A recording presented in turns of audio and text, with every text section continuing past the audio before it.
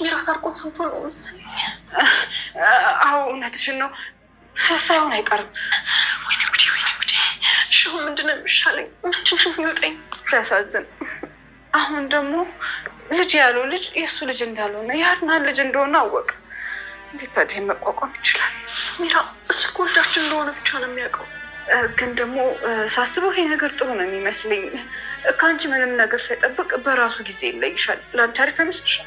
ይመስለኛል። እኔ ግን ለአንቺ እንደዚህ ቀላል ነው? በቃ እሺ ሚራ ወሬ ማውራትሽ ነው።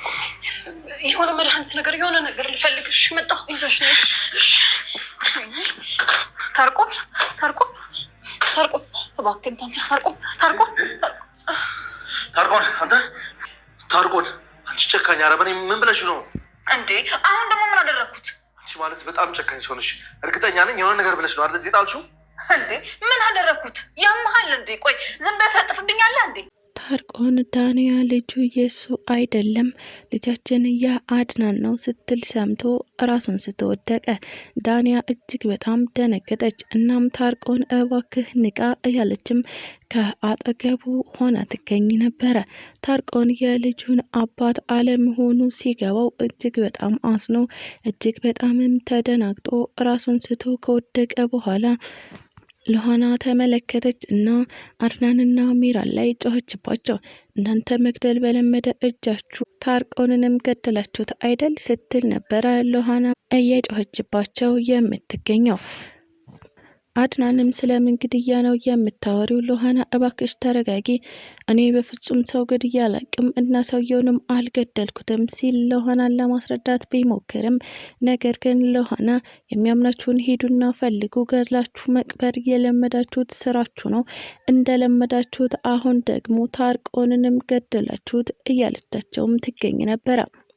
ሚራንም ወደ ሉሃና ቀና በማለት እባክሽ ተረጋጊ፣ አንቺ ደግሞ ሰውየው እኮ አልሞተም እራሱን ስቶ ነው እንጂ አልሞተም ስትልም ገለማምጣታለች።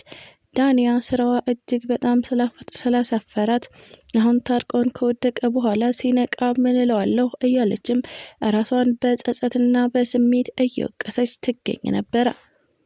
ይህ አጋጣሚ ለኔ ጥሩ ነው የምትለዋ ሚራን አሁን ለዳንያ ትልቅ እድል ነው የተፈጠረልሽ። ከዚህ በኋላ ካለምንም ጭቅጭቅና ካለምንም ወሬ ከታርቆን ጋር ትለያያለሽ ትላት ነበረ።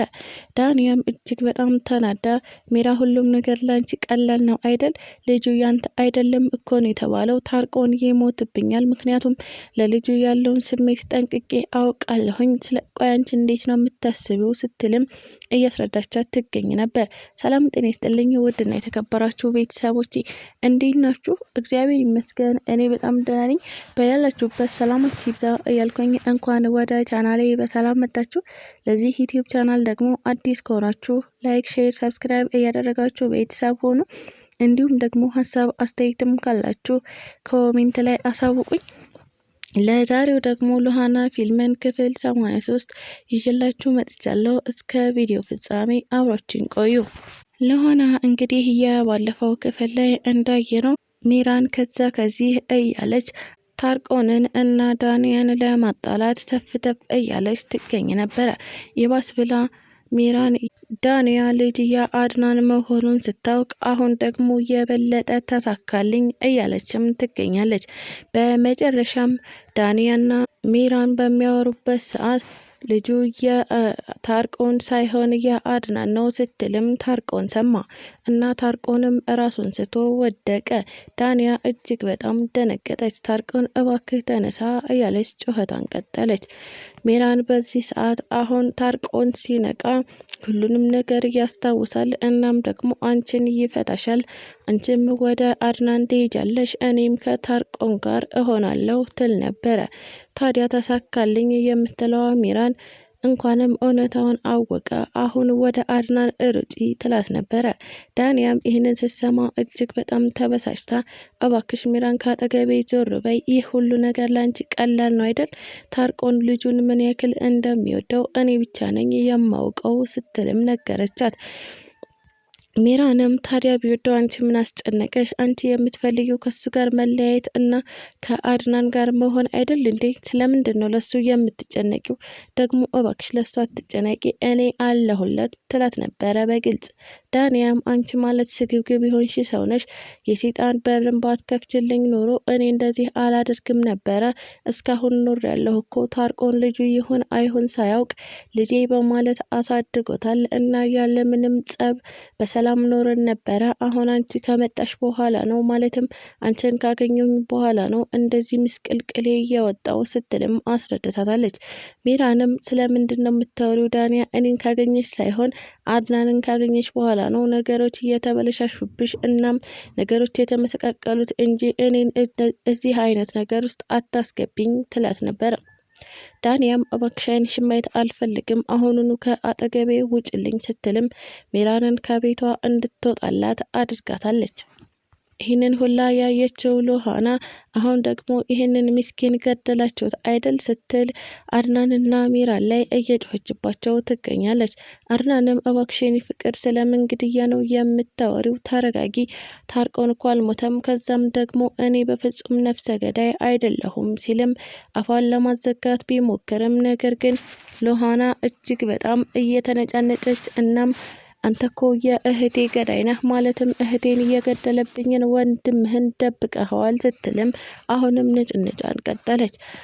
አድናንም ምንም የሚያውቀው ነገር ስለሌለ እባክሽ ሉሃና ሁሉንም ነገር ለማሰብና ለማገናዘብ ሞክሪ፣ ዝም ብለሽ ያለ እውነታ አትፈርጅኝ ሲልም ጠይቋታል።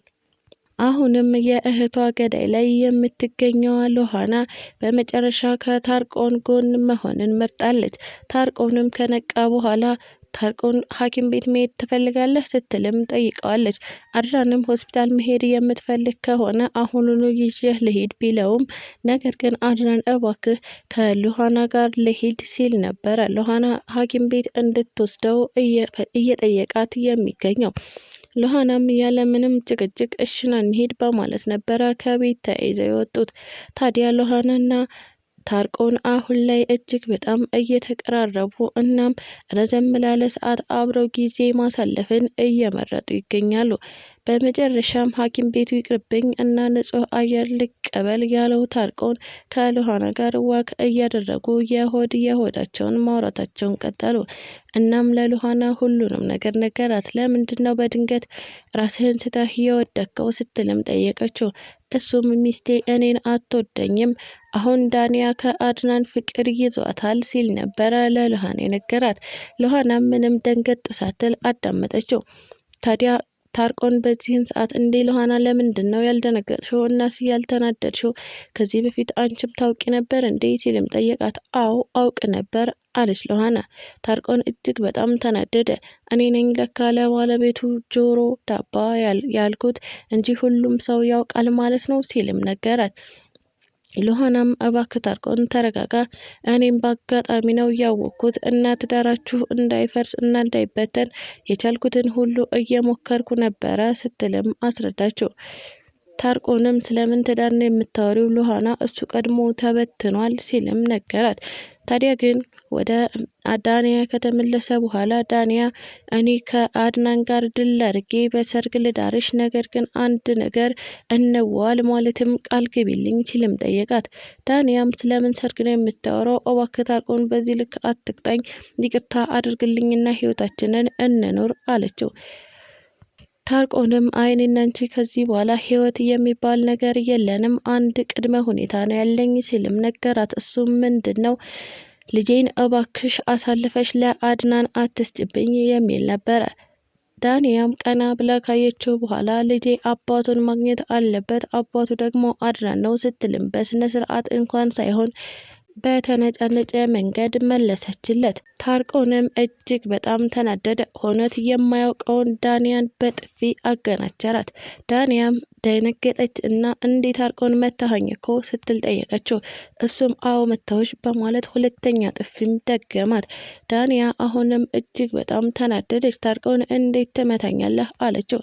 እባክሽ ዳንያ መንገዱን ስከፍትልሽ ልጄን አትቀሚኝ፣ ልጄን አትውሰጅብኝ፣ አባቱ እኔ ነኝ፣ ሙሉ በሙሉ ያሳደድኩት እኔ እንደሆንኩ ታውቂያለሽ፣ እባክሽ ልጄን አትውሰጅብኝ ሲልም ለመናት። ስለተከታተላችሁኝ እጅግ አድርጌ አመሰግናለሁ። ለቻናሌ ደግሞ አዲስ ከሆናችሁ ላይክ፣ ሼር፣ ሰብስክራይብ እያደረጋችሁ ቤተሰብ ሆኑ። እንዲሁም ደግሞ ሀሳብ አስተያየትም ካላችሁ ኮሜንት ላይ አሳውቁኝ። ኢትዮጵያ ለዘላለም ትኖር እያልኩ እሰናበታችኋለሁ።